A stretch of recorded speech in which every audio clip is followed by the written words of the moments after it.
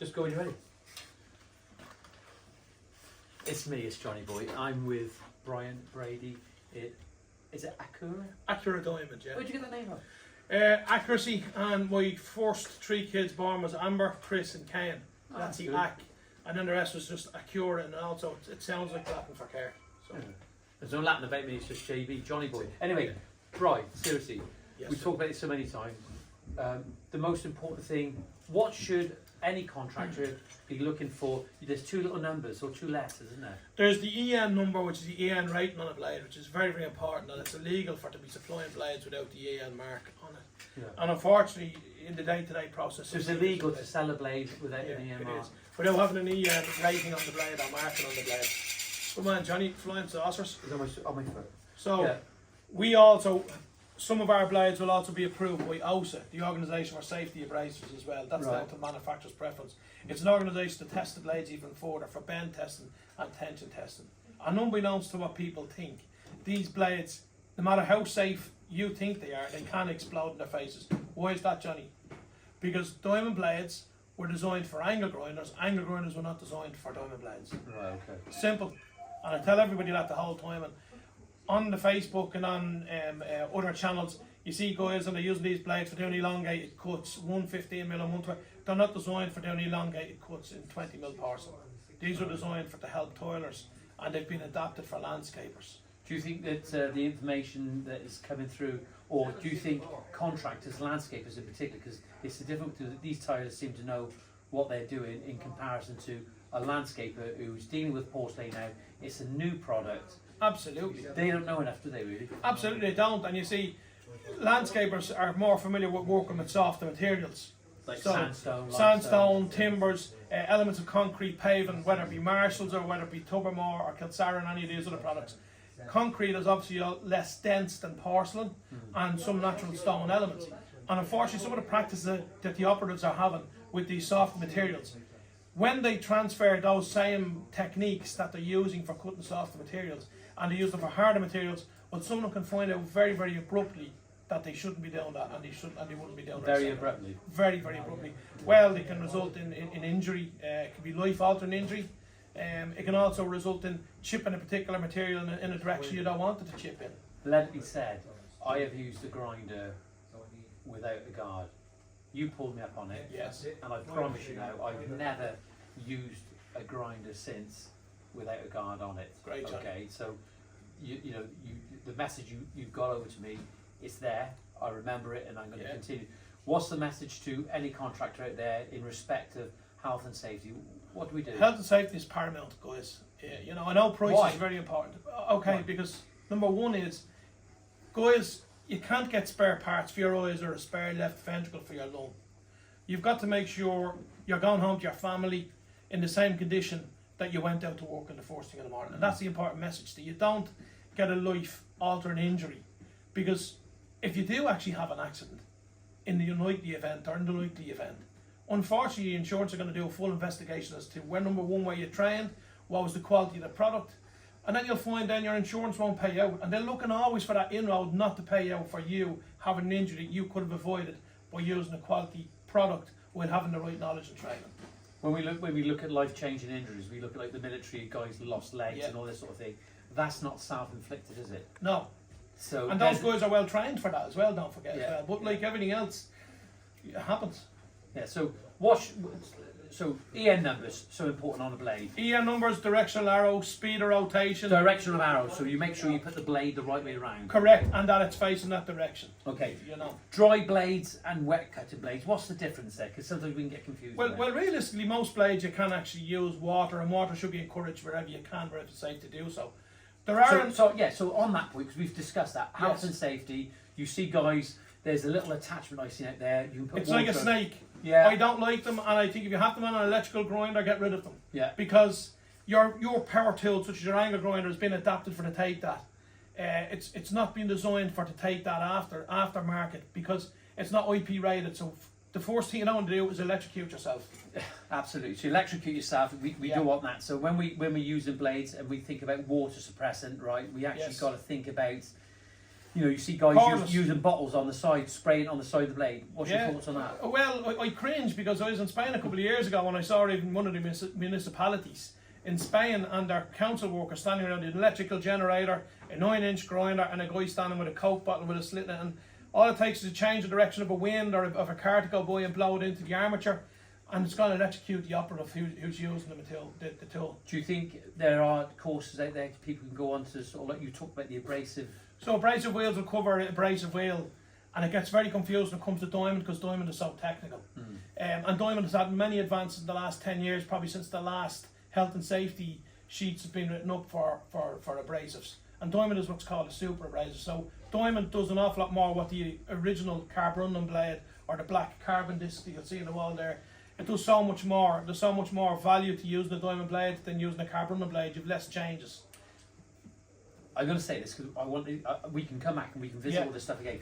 There was somebody in Dublin who had an accident, and you don't have to go into great detail. There was, but the blade jumped back and it's the inertia, the kickback off a blade. And what do you call it? The inertia, the kickback, the energy that was caused from cutting, and it can happen from. If I was to use this blade and even side grind on this blade, if you thought that means shaving it, you're not actually do that, are you? No, absolutely not, because you're losing the girth or the clearance on the blade. The blade should always overlap the actual blank or the core of the actual blade itself. Yeah. The diamond that you're cutting with should always overlap that, because if it doesn't, it can actually trap into the cut and cause a serious accident. And kickback. The gentleman who had the kickback, he's had quite life-changing injuries. He has indeed, he has. And we don't want to go on about that too much, but this is why it's important to discuss this. Maintenance, let's go with maintenance of a blade. But what is maintenance of a blade? What are you looking for? Very much like somebody handing you an angle grinder on the site. The very same as if somebody hands you a rifle on a firing range. You should always examine, make sure the breech is clear. And I always say that because an NSP, a normal safety precaution. Absolutely. The reason why is because these are running at, some of these are running at 9,000 RPM, which is the speed of a flying bullet and faster. Consoles are running roughly around 5,800 RPM. That's petrol disc cutters. Also, you've got to be careful. You've got to examine the blade after every cut. I know it's a 9, but you've got to look out for what we call stress cracks. And stress cracks are tiny little visible cracks. You can sometimes only see them when you look really, really closely. But if you don't address that stress crack, it'll just get bigger and bigger, and you'll actually lose a complete segment or part of a segment, which God knows where it could end up. This is serious, really, isn't it? Absolutely. We're using technical equipment, high-tech equipment, and we've got to use it sort of wisely, and we've got to use it in the right way. Now, just imagine the scene. You're in a garden, and you're cutting some stone or porcelain. There's dust going everywhere, and the neighbour's kids are next door, aren't they? Yeah. On the trampoline. Neighbours' kids a little bit comes off. Yeah. Or to be honest with you, I'm sure I've seen on some of the posts as well there. Not just that, people are curious when you're doing work for them. They're looking over your shoulder. If a piece hits them, there's a claim straight away there. These people they could end up suffering life. They could end up going blind. You know, you've got to consider other people in the vicinity when you're doing this. Goggles, dust suppression. If you're going to use a console, always use a water bottle if you can. I know you're giving it a slurry afterwards. You've got wet saws. You're going to use vacuums. Maybe landscapers won't, but toilers certainly should be. Certainly using. There's no excuse now. We've all been familiar with masks during our unfortunate the COVID epidemic and pandemic. So masks are readily available. The right mask. The right mask. Tell me, what mask are we looking for dust? Because we got Mick behind the camera phone, and he's going to tell us now. Do you wear a mask? Yeah, all the time. And what sort of mask are we talking about? Normally with a valve is what's rated, because obviously it's silica dust. So FP2 is the minimal standard you should be looking at. Right. But to be quite honest with you, any mask compared to no mask is better. Exactly, yeah.